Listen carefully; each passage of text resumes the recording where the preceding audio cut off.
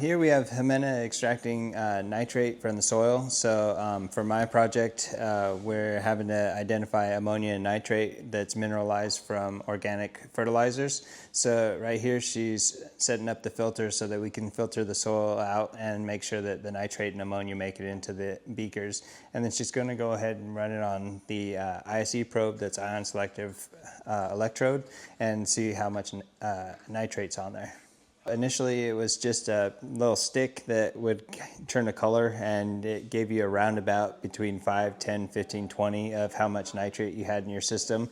And this we could actually quantify down to the ppm of how much is down there. And that way we can go and put the right amount of fertilizer for our production.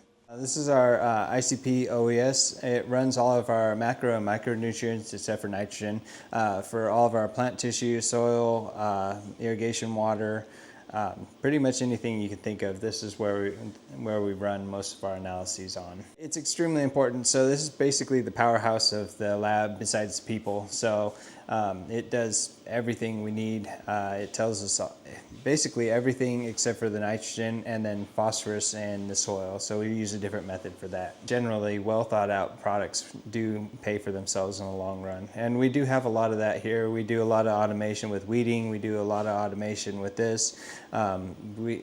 Basically, it's a well thought out process of, okay, how much is this going to cost and what's the return on investment? They like things to be about maximum of about 3 years return on investment for something to be paid off. So if you're talking 4, 5, 6 years to pay something back, it's realistically not going to get funded.